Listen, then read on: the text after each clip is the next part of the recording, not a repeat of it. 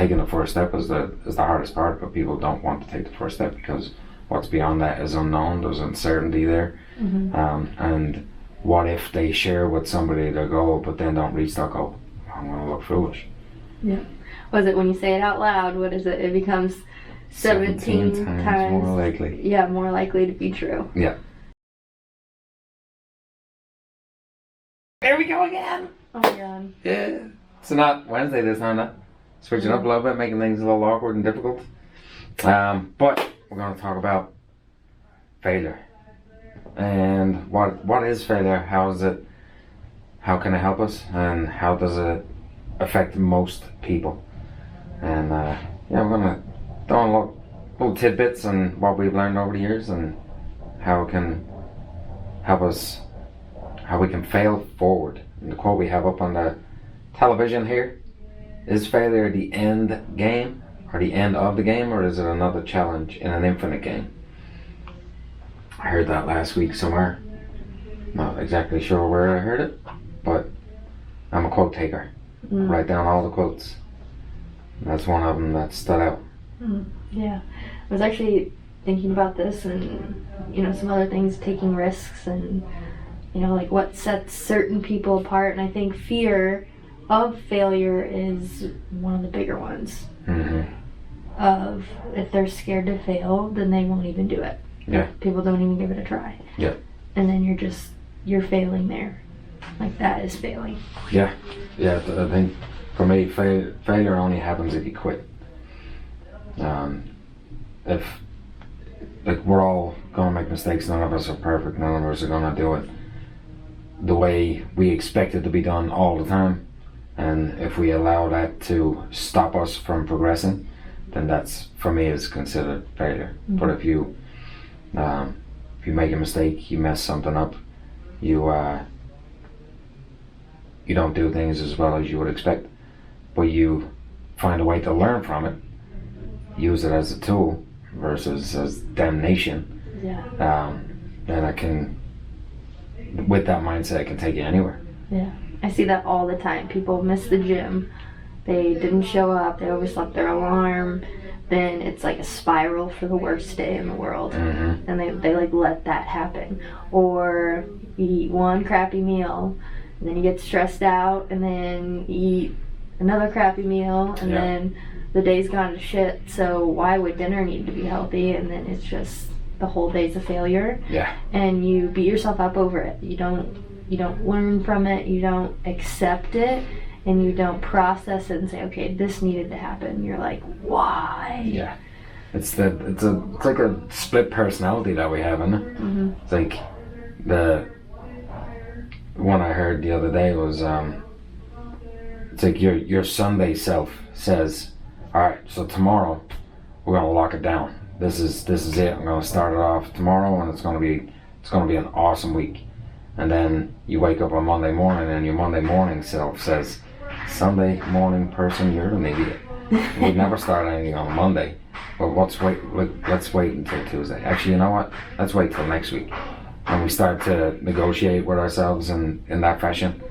And it's not a negotiation to where we're asking ourselves questions. We're condemning the previous day's self for putting us in that situation in the first place. Yeah. I want to backtrack a little bit because the week does not start on Monday. I don't know why people think I'm going to start Monday. Yeah. Monday, we're going to go. It's that weekend mentality that Saturday and Sunday is the weekend, but the calendar week starts on Sunday. And there's only 5 days in a week as well. And I know. it's only Monday through Friday. We don't do other things on Friday, Saturday and Sunday. No. So that was great this week, Monday through Friday. That's not the whole week. That's not how it works. No. Yeah. So Sunday, like, that's the day you plan, you feel motivated. So why are you not making good choices on the day where you're deciding to start tomorrow? Why wait till tomorrow? Start today. And people would find a way to then push that back to Saturday, and Saturday's self would be, okay, Sunday it is. Tomorrow I'm going to make sure I plan out my week. I'm going to do my meal prep, and I'm going to do all the things that I need to do. Yep. But then Sunday self looks at Saturday and goes, yeah, No. We'll do it tomorrow. Yeah. I'll procrastinate later. Yeah. So, the tough question, which I don't even know if can be answered, how do you break yourself of that cycle? That is a tough question, and it's going to be different for each individual. But I know in my experience, it comes down to taking the first step. So setting parameters around, like if we know we like to procrastinate. So for me, if I know, all right, I have to do laundry, and it's Wednesday, and I know I've only got 2 pairs of boxers left.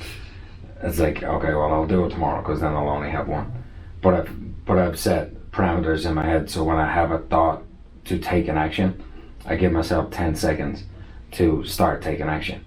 Now that doesn't mean I have to complete it. It could be, okay, I took the basket and I put it up on the bed, or I took the laundry down into the basement at least. But it's getting in the habit of taking action with the thought versus, well, I'll do it later. Or if even, like I think you do the same thing, when you have the thought, if you haven't got the ability to take the action, you at least write it down to where you know, okay, this is on my list to do. Mm-hmm. And when we write it down, we have that, what's the word, is that psychokinetic, or I can't remember the term for it, but we basically, when we write things down, we tend to embody those things. Becomes part of us, essentially. Yeah. So it helps us then get into that mindset and that framework of taking action when we have thoughts. Yeah, I think with the smaller items in life, that's really easy, doing like meal prepping, doing the dishes and the laundry. But when you think of like larger things in life and things that really scare you, I think that fear of failure paralyzes action. Yeah, absolutely. But what are people afraid of? Failing. Like what's the underlying? Because it's not. Is what other people are going to think of them, probably. Or at least a good portion of it. I would say 50%. 50% of whatever it is, it's got to be fear of judgment from other people. Fear of not living to whatever expectations you think other people have on you. Like we just talked about this. Yeah. You know? Yeah, I think it's between that and the fear of the effort that it's going to take. Yeah. To get to where they want to be. Yeah. So people will, they'll look at themselves and say, this is, well, I've never run a half marathon before, so there's no way I'd ever be able to do that. Mm-hmm. And it might be a goal, it might be a dream that they've never shared with anybody before, but they think, well, that means I have to train every day, and I'm going to have to get really, really disciplined, and I'm going to have to take care of my nutrition, and I'm going to have to, so they start listing out all of these things that need to be done. They're like, that's too much work. Yep. That's too much effort. And that's where people have failed before they even started. Mm-hmm. And I think that's one of the biggest issues with health, at least in this country, is that taking the first step is the hardest part, but people don't want to take the first step because what's beyond that is unknown. There's uncertainty there. Mm-hmm. And what if they share with somebody their goal but then don't reach that goal? I'm going to look foolish.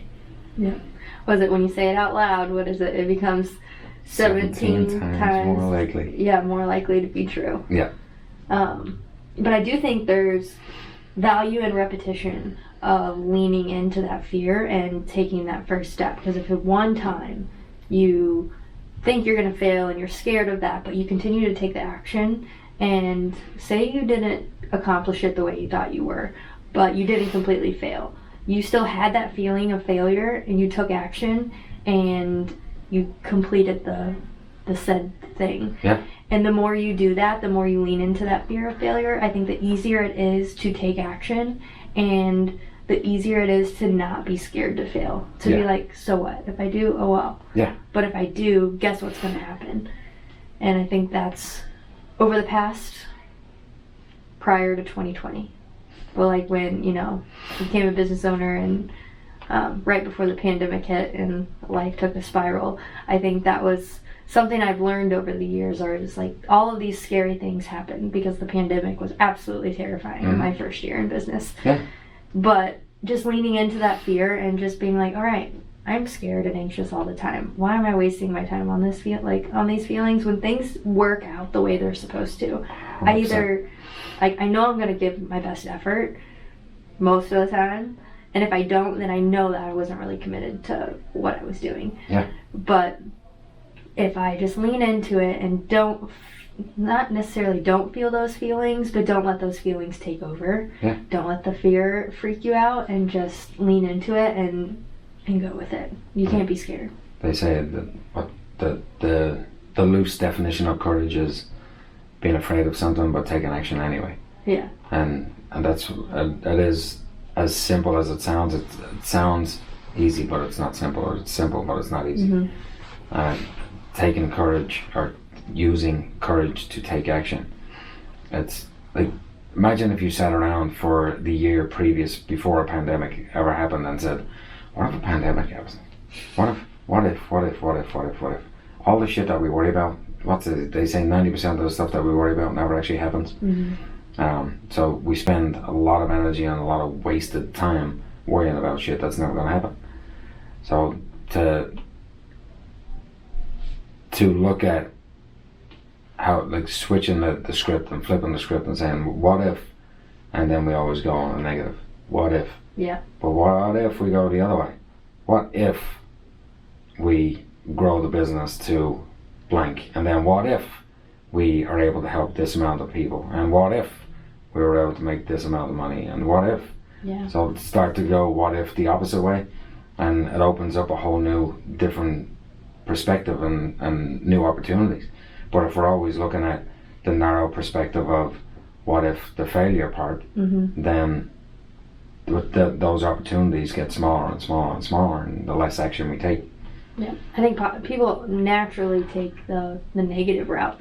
Like, not many people have that positive direction. Be like, well, what if the good things happened? Yeah. What if we do grow the business? What if I do succeed? How awesome is that going to feel? Yeah. And it's not that you're not focusing on the negative or you're not acknowledging that it could happen, because it very well could. Yeah. But if you manifest the negativity, like, that's going to be there, and you're going to be more likely to fail, versus if you just focus on succeeding and being absolutely incredible at everything you do, you're going to be more likely to be that version of yourself. Yeah. So that energy is wasted, and you could be so much more productive or successful and not fail as much, or take lessons from failure to propel yourself forward if you focus on the positives and have positive self-talk. Love yourself a little bit. Yeah. Tell yourself you're awesome and cut yourself some grace. Because we tend to take action on whatever our body is feeling. Like, whatever the emotion is, we will tend to take action based off that. Yep.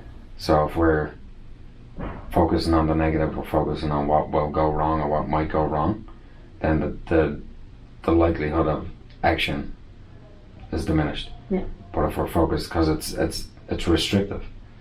But when we focus on what could go right, that's expansive. And we tend to take action because the positive emotion is attached to it. And most of the time, yes, there's going to be times that, depending on how we grew up. So say, for example, we grew up with a mindset of and hearing, money doesn't grow on trees. And what do you think? I'm a bank? You think I'm made of money? Those types of things. So if we have that kind of mentality ingrained in us about money, then when it comes to opportunities, when those opportunities do show up, that mentality and those emotions they're almost ingrained in our nervous system. So when we hear and see things about money, we naturally respond to money with that central nervous system kind of response. Yeah, like scarcity. So it's our body then that's creating the thoughts based off conditioned patterns. So it's a matter of then being aware of that and working on breaking the cycle, because it's not something to where you can just go, oh no, that's a false thought, let me just move on. Like, it obviously takes repetition, takes time to change that mindset and to change that feeling in your central nervous system. Yeah, I think so many people too don't realize that little things like that, like your perception of money, like little sayings like that is conditioned from your parents or the people you're around, or all of that, because everything that you are is a makeup of your experience. Yeah. Just the way you are, the way you feel, your views on life, like all of that. And it's hard to break it once those are there, but if you can have your own independent thoughts and think, okay, this is how I'm thinking right now, but this is not in line with the person I want to be, this is not identifying with the values that I have. Yeah. I just have to change my thought process and start acting towards that way. And it doesn't matter how the people around you are acting. Like, if you want to change that conditioned path, like, you can. It doesn't have to be, well, that's just how I grew up. Yeah. Or that's what I was learned or taught. Yeah. Learned. That's how I was learned. I learned that. Learned with a capital T on the end. It's the same on the fitness side of things. On the fitness side of things, people, they've been, say, somebody that may have been overweight their whole life, and they have that, again, that pattern of, well, this is just the way I am. Yeah. So it's that fixed mindset. We get into this, like, well, this is just how it is. There's nothing that can be done about it. Or genetics. It's genetics. It's yeah, not genetics. I'm big boned and things along those lines, and it's just not how it is. You can change. Yeah. You can change who you are. You can change who you want to be. You can change your personality. You can change your thought processes. You can change your nervous system. But it's a matter of being willing to put the work in, and I think that's the hard part, is people don't want to put the work in. Yeah.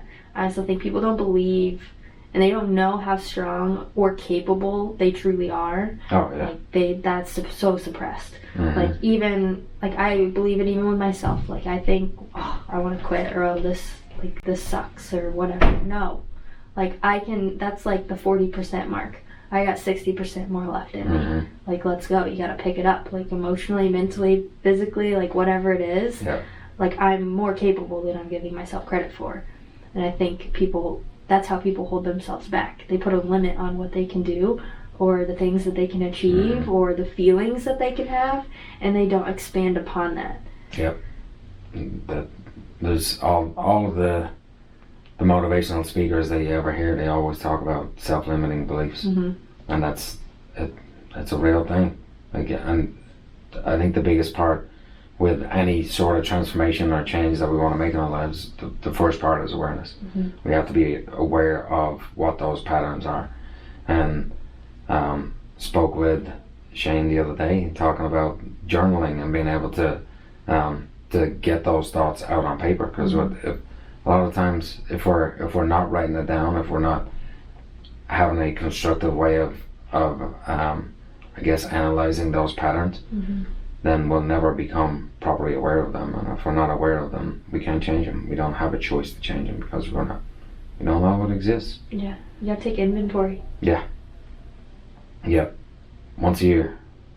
Once a year. Yep. Like a big one. Big inventory on yourself. Yeah. On things I've done, things that I would like to do, people that I may need to reach out to and help make amends, and all those different things. That's basically like New Year's resolutions. Yeah. Inventory in your life. But now those have a bad stigma around them. They do, unfortunately. Yeah, let's not even get into those. No, let's not. Well, I guess that is part of it as well, because you look at, like, where does the failure come from? A lot of times, like, it comes down to the awareness, the education side of it. Like, if we're not getting that, if we don't have that awareness and the education, again, we can't make reasoned choices. So it's then obviously the community, like, you have to have people around you that are looking to do the same things, or have been through what you are currently going through. So you have people that have blazed the path before you, and you get to walk that path behind them or with them. And then I guess another aspect of it is accountability, like talking to people about it. Like, hey, and it doesn't have to be, I'm going to put it on Facebook, and then when or if I do make a mistake or relapse and fall backwards a little bit, or fail, if we want to call it that, then the whole world knows. But it's find a couple of close confidants that are like, hey, this is what I'm going to do. And I'm working on educating myself on this side of things. I'm developing a little community that's going to help me along the way, but I need you to hold me accountable specifically, so it's one or two people that are going to hold you accountable. Yeah. This is going to sound really rude, but like, you're not special.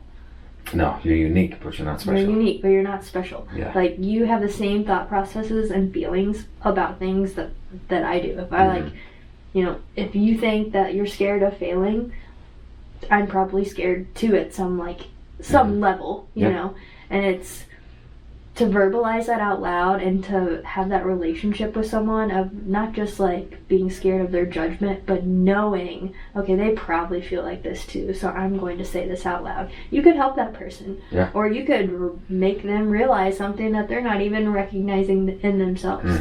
And then that's when I think the friendships and the accountability in the community really starts to form, is just bringing stuff out of other people. And you can't do that until you open up and allow yourself to be vulnerable and like ask for help. Like, have humility in what you're doing. Don't be scared of judgment. Just be like, fuck it, let's go, you know. I'm ready.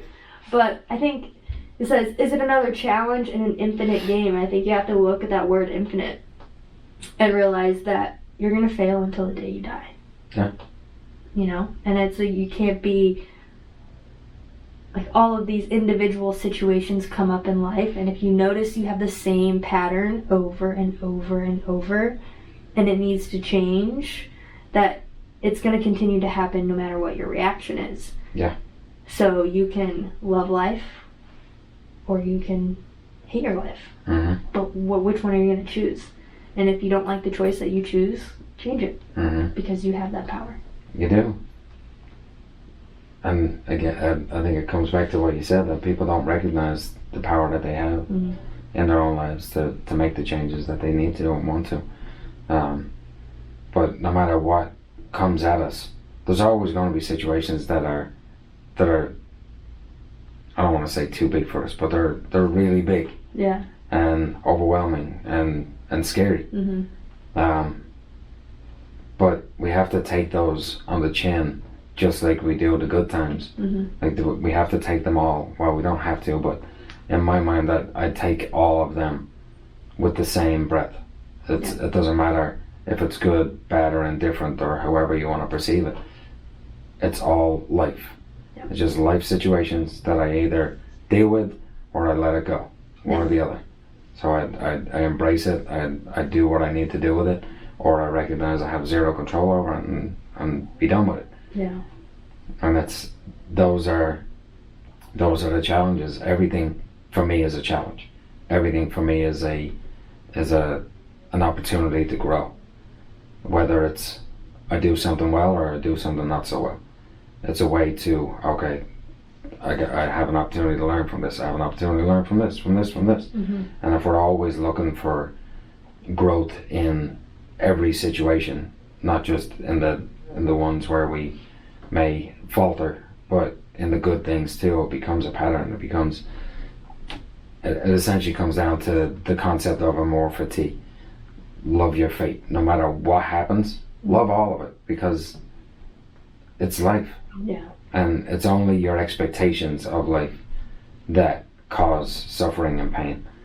It's only the idea that you are, like, it's being resistant to life. Like, we're gonna have shitty moments. It's okay. It's fine. We'll deal with it. It's then being attached to things outside of ourselves, being attached to other people, being attached to cars and houses and all the material crap. Going back to the Mike Tyson and Joe Rogan podcast, I don't know why that one is so relevant. Every time we've been talking about, Mike Tyson said that life is already written for us. Everything that in our life is going to happen, like, is already planned out, and it's going to be there, and it's how you react and perceive each situation to determine how much joy and love you get out of life. It's like, family members are going to die.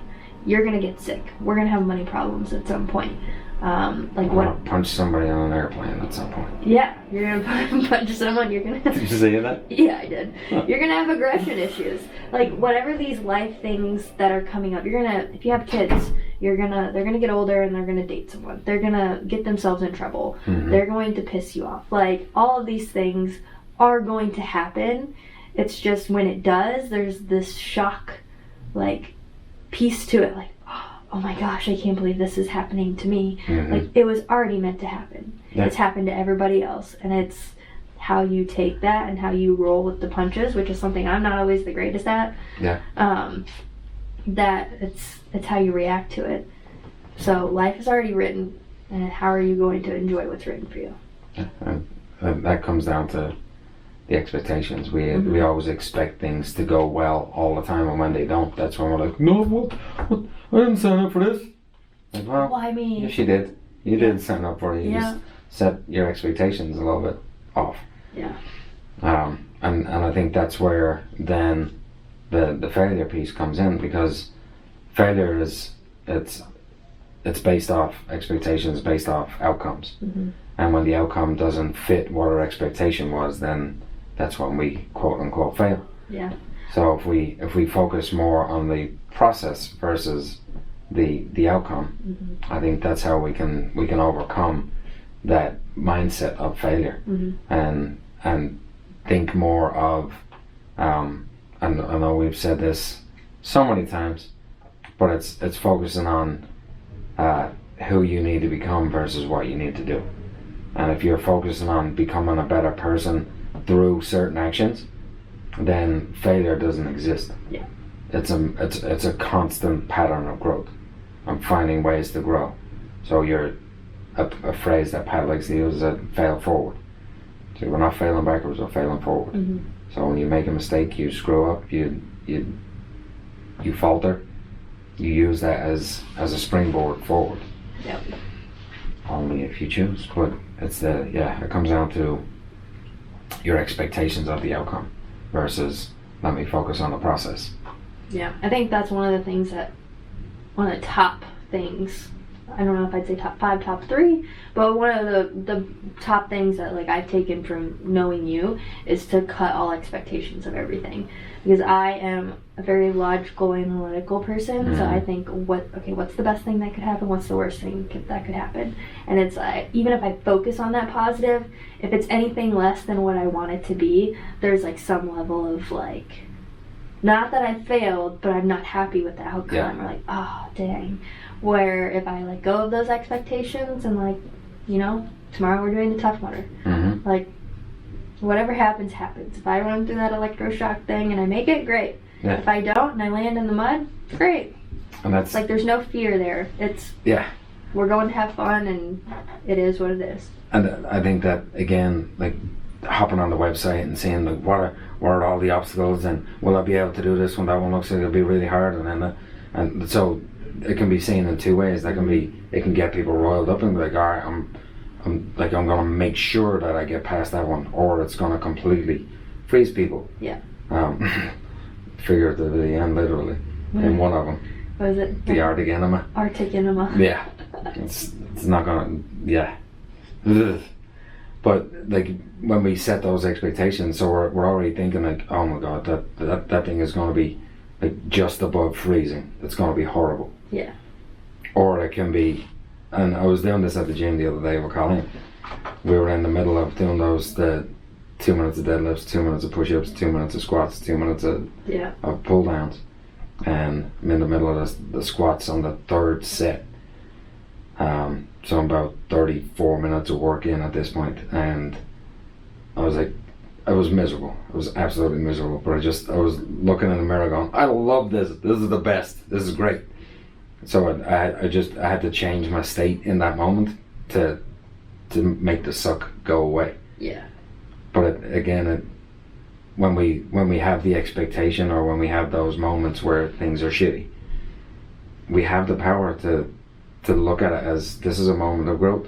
Yeah. I got the moment where I want to stop, the moment where I want to quit, the moment where I see it as failure is the exact moment that I can shift and go, no, this is an opportunity to grow. Mm-hmm. But when we set those expectations, we research, we go on WebMD, and we see that we have I have a pain in my ass, and you end up finding that you have cancer of the eyeball. You're like, oh, we no. freak out. Yeah. Like, well, calm down, chill out. Let's go to the doctor and let's see what the professionals say.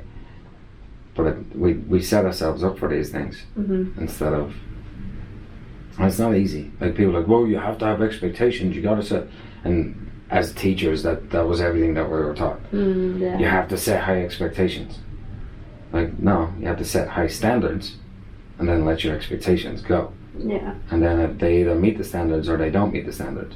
If they don't meet the standards, then you have tools they use to help them get to those standards. And if they've met the standards or exceeded, give them a high five. Yeah, good job. Yeah. So that getting rid of expectations makes life so much easier, because it forces you to focus on the process. Like, okay, if this is the standard, how do I meet the standard? How do I get to that place? Yeah. Taking away the expectations eliminated a lot of worry in my life. I'm a worry wart. I do. I freak out a little bit about some things, like, oh my gosh, what's going to happen? Like, I don't know if it's like the good jitters or the bad jitters or just jitters in general, but just removing expectations and looking at everything from like a broader standpoint, it's like, okay, I'm just enjoying life, going with the flow. Yep, it's here. Jump in the water and enjoy it. Splash around. Yeah, in the Arctic enema. Won't be any splashing. Nope. I'll be in and out as quick as possible. Yep. So yeah, the failure is all perspective, like anything else in life. At the end of the day, if you make a mistake, we can have the all or nothing response to where it's like, well, I screwed up. That's it. It's over. You also learn the most from your failures. Like, who learns when they win? Yeah. Not many. Not an awful lot. Not a lot. You take more from your failures than you do your successes. Yeah. And if there wasn't any failures, we wouldn't grow as people. No. And we're going to grow all the time. Everybody would just walk around like, look at me, I'm still perfect. How about you? Me too. Everyone would be boring. Would be horrendous, wouldn't it? Yeah. Imagine kids not messing up and typing things into YouTube that they're not supposed to type in. Uh-oh. This sounds like a story for later. Yeah, we'll chat. But that's another, like, we had a situation the other day. One kid was Big Brother, doing Big Brother things. Came in and told us that the little one was looking up things that she shouldn't have been looking up. And in that moment, instinctually, because something that I truly believe is that first thought is how you were raised, second thought is all your own. My first thought was to lose my shit. Second thought was, chill out, let's get all the information first, and then let's logically figure out what needs to happen, what's the next step to make sure this doesn't happen again. And yeah, it was a good moment, because it again, previously I would have lost it. Yeah. But what's that going to accomplish? Make my child afraid of me? That's not what I want. That's not what I need. So it's, those are little failures as parents that we have. We can't control everything all the time. We really can't control anything all the time. But when those moments do come up, like you said, how do we respond? Yeah. Because I could have easily reacted, and most of the time when I react, it's not a good outcome for anybody. Then I end up having to apologize to people, but when I respond, then there's an opportunity for all of us to grow. So yeah, it's a little failure as a parent, but again, the expectation. Do I expect to be great all the time? No. Some of the time, I'm okay with that. I'm okay with that. Yeah. I think that's about it. We good? Yeah. Is failure the end of the game, or is it another infinite challenge? No. Another challenge in an infinite game. Maybe the fun isn't the greatest. Yeah. I just read that wrong. I skipped a line. But that's all it is, folks. It's just another challenge. The game does not end. No matter what it is we're working towards. The infinite game, if it's the end of the game, then we're dead. Yeah. The infinite game could be our legacy. What do we leave behind? Yeah. Don't be scared to fail. Lean into the discomfort and just fucking do it. Go get that Arctic enema. Oh, jeez. That's all we got. All right. Peace and love, folks. Thank you for listening. Go get that Arctic enema.